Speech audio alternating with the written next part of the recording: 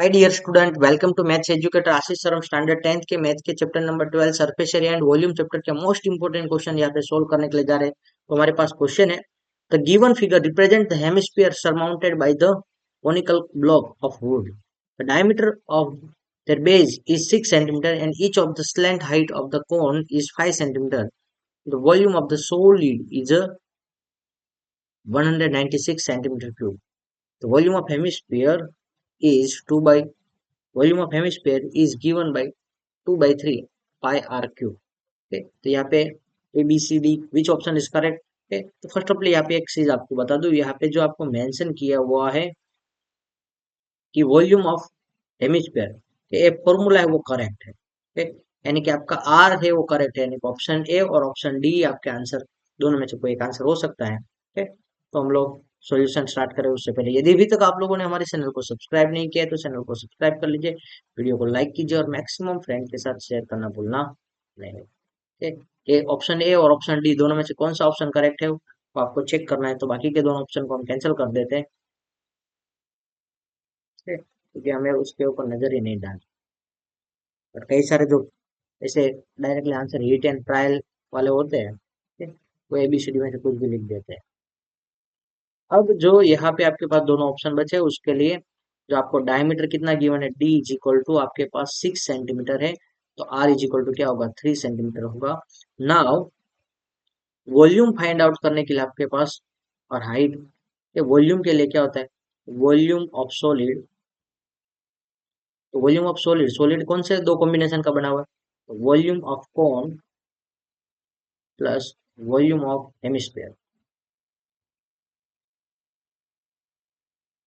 ठीक है, volume of cone का फॉर्मूला है pi 1/3 pi R square H plus volume of hemisphere 2/3 pi R cube. ठीक है, तो यहाँ पे रेडियस तो है, एच नहीं गिवन है, आपको एल गिवन है। एल कितना है, 5 centimetre. Now H is equal to क्या होता है, एच स्क्वायर। एक्चुअली में ऐसा होता है फॉर्मूला कि L square is equal to H square plus R square.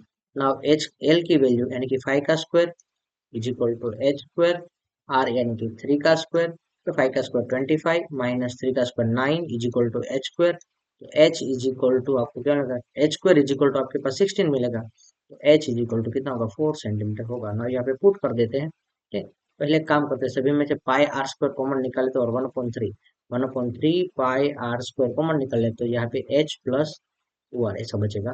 अब पुट करो वैल्यू, 1/3 पाई की वैल्यू 22/7, आर की वैल्यू 3 × 3, और एच कितना गिवन है, तो एच है वो 4 है। ठीक, और 2 × आर कितना मिला, 3 ना, एक 3 कैंसिल हो गया। ठीक, तो यहाँ पे 22/7 × 3, और यहाँ पे क्या होगा, 2 × 3 = 6, 6 + 4 10। तो यहाँ पे आपके पास जो आंसर हो मिलेगा, ठीक है, वो कितना होगा, 22 × 3 करो तो 66, 66 × 10 करोगे तो 660/7, और 660/7 करोगे तो आपको पॉइंट में आंसर मिलेगा। 660/7 करो, ठीक है, तो 7 7 तो नहीं चलेगा। ठीक है, तो आपके पास जो यहाँ पे आंसर होगा वो बिल्कुल राइट नहीं गिवन है। ठीक, 7 9 जा 63 होता है, यहाँ पे रिमाइंडर क्या मिलेगा, 3 और 0, 7 के 7 8 7 4 = 28, रिमाइंडर 2 0, और 7 2 जा 7 8 जा, उस तरह का आंसर मिलेगा। यानी कि इन शॉर्ट आपके पास जो आंसर मिल रहा है वो क्या है, 94 पॉइंट, ठीक है, 94.28 ऐसा कुछ मिल रहा है सेंटीमीटर क्यूब, जबकि यहाँ पे आपको क्या दिया है, 196 गिवन है। सो आपका ए assertion and R, okay, both are true, but R is not correct explanation. Okay, ये करेक्ट एक्सप्लेनेशन नहीं है, ए भी फॉल्स है, ठीक, और आर तो ट्रू है। रीजन है कि रीजन में तो क्या है, एक्सप्लेनेशन भले नहीं सही है, बट आर तो ट्रू है, हेमिस्फेयर का फॉर्मूला सेम होता है, इसलिए आपका ऑप्शन डी होगा तो करेक्ट आंसर बनेगा। Thank you student watching for my videos, have a nice day.